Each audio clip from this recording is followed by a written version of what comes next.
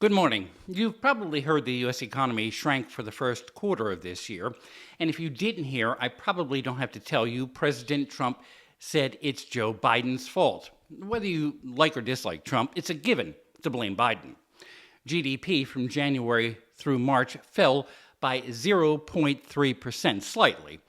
The last quarter of last year, it was up 2.4%. President Trump held a cabinet meeting yesterday, immediately leveling the blame at Biden.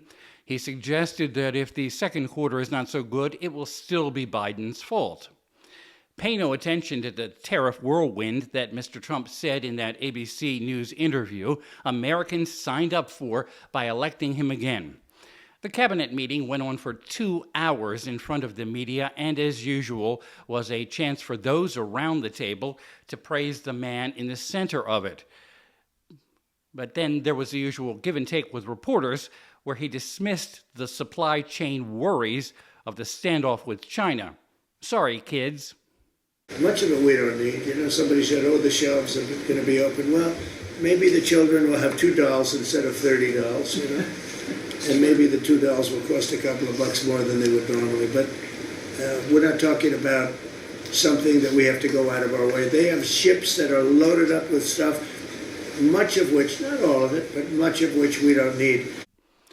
Tariffs will impact what businesses that import are willing to take a chance on. Some of that is already happening with regard to Chinese goods, not just toys.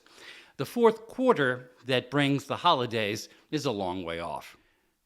The other big news, the U.S. and Ukraine seem to have come to terms with a mineral rights deal that might help keep the military spigot flowing if the war does not end.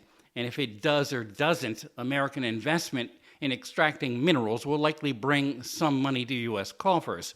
Ukraine says there is no payback of the tens of billions of dollars supplied by the White House and NATO in military help, as Trump has previously demanded, but Trump seems to think that it will eventually lead to more return on investment in the long run. It's also bound to boost pressure on Russia to halt its war. With Ear on the White House, I'm Bob Costantini.